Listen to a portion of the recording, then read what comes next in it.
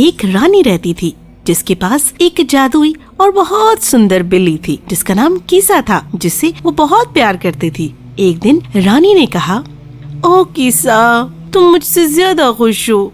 तुम्हारे पास माता पिता हैं, लेकिन मेरा अपना कोई नहीं। रो नहीं, मैं देखती हूँ क्या किया जाएगा। कीसा भी उसी की तरह बहुत अच्छी थी और फिर वो जंगल में रहने वाली एक परी के पास गई बात करने के लिए। रानी ने एक बच्ची को जन्म दिया।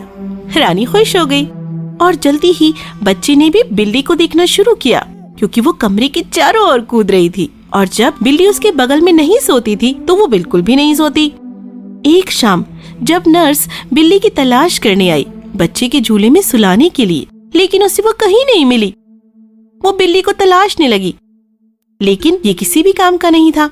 बिल्ली तो भाग गई थी और किसी को नहीं पता था कि वो कहाँ गई है। वर्षों बीत गए और जब एक दिन राजकुमारी जवान हुई और बगीचे में खेल रही थी, तब उसने बहुत दूर अपनी गेंद को फेंक दिया और वो एक झाड़ियों में चली गई। राजकुमारी भी झाड़ियों में गई और लंबी घासों के सामने रुक गई। फिर उसे एक आवाज सुनाई दी, इंगब्यूक, इंगब्यूक, क्या तुम मुझे भूल गई हो? मैं कीसा हूँ, तुम्हारी बहन। लेकिन मेरी तो कोई बहन नहीं है। क्या तुम्हें याद नहीं है मैं तुम्हारे बगल में झूले में सोती थी? अच्छा, फिर तुम क्यों चली गई थी?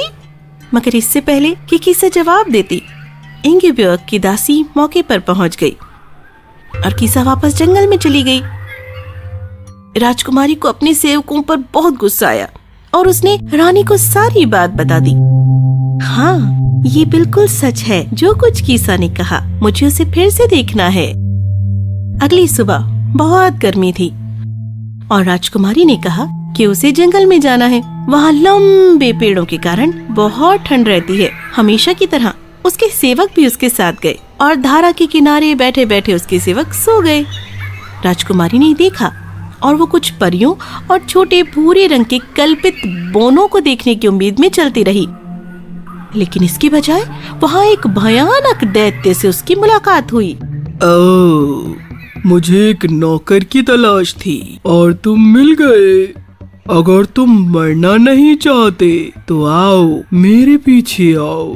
राजकुमारी को बहुत डर लग रहा था, लेकिन दैत्य की बात ना मानने का कोई फायदा भी नहीं था। वो चुपचाप पीछे चलती गई। वो बहुत दूर चलते गए और इंगब्यूक बहुत थक गई और अंत में वो रोने लगी।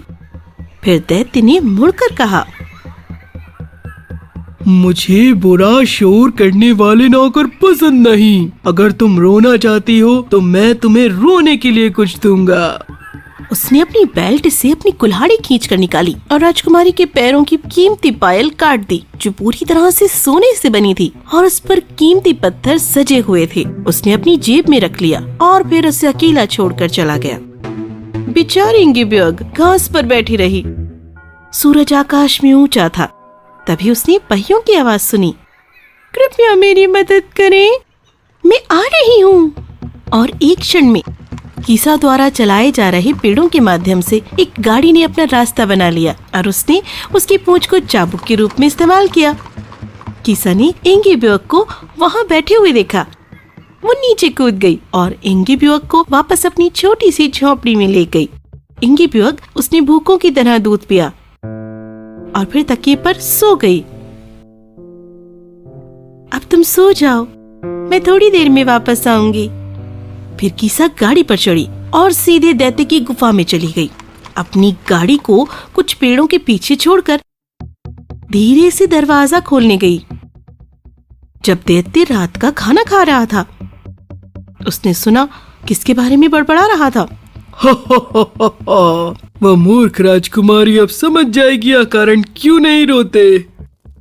और यहाँ जब वो इंगब्यूक को उसके बुरे व्यवहार के लिए तरह तरह के नामों से पुकारने में व्यस्त था, उसने इस ओर ध्यान ही नहीं दिया कि कीसा ने उसके बड़े सूप के कटोरे में पूरे नमक की थैली को खाली कर दिया और फिर एक बड़ा घूंट दैत्य ने पिया। ओहो, ये क्या है? ये इतना खारा कैसे हो गया? पानी नहीं मिला तो मैं मर जाऊंगा। और वो भागकर गुफा से बाहर नदी की ओर निकल गया। तब कीसा ने झोपड़ी में प्रवेश किया और इंगेब्योर्ग की पायल को ढूंढ निकाला और उसने अपनी गाड़ी में उसे डालकर वापस चली गई। इंगेब्योर्ग उसे देखकर बहुत खुश हुई। राजकुमारी की कीमती पायल कीसा पकड़े हुए अंदर आई। ओह, धन्यवाद कीसा, मुझे ये पायल बहुत पसंद है। तुमने इसे पा लिया, तुम्हारा बहुत धन्यवाद।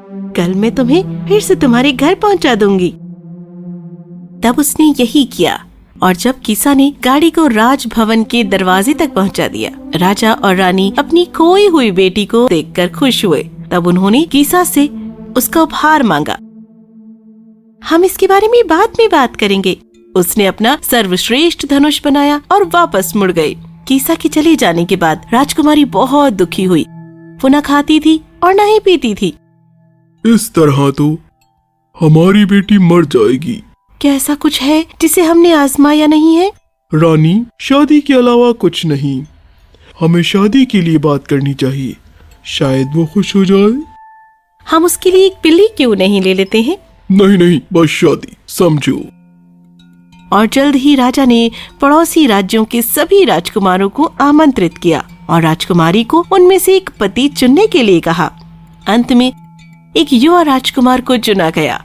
राजा और रानी बहुत प्रसन्न थे और उन्होंने आदेश दिया कि एक शानदार दावत की तैयारी की जाए। जब शादी पूरी हुई तो कीसा अचानक से दिखाई दी।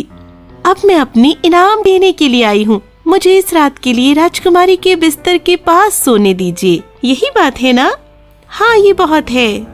और जब सुबह हुई तो ये कोई बिल्ली नहीं थी जो राजकुमारी के बिस्तर में लेटी थी, बल्कि एक और खूबसूरत राजकुमारी थी। मैं एक द्वेषपूर्ण परी के श्राप में थी। मैं तब तक मुक्त नहीं होती जब तक कुछ अच्छा न करूं। तब वे सब और अधिक प्रसन्न हुए और तब राजकुमारी कीसा ने भी दूसरे राजकुमार से विवाह किया और अपने एक राज्य पर शासन करने के लिए चली गई। कहानी समाप्त हुई।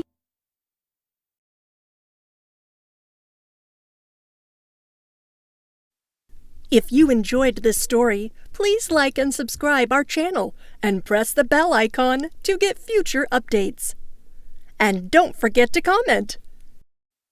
If you enjoyed this story, please like and subscribe our channel and press the bell icon to get future updates. And don't forget to comment. If you enjoyed this story, please like and subscribe our channel and press the bell icon to get future updates. And don't forget to comment.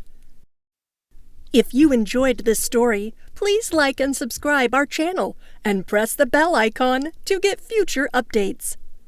And don't forget to comment.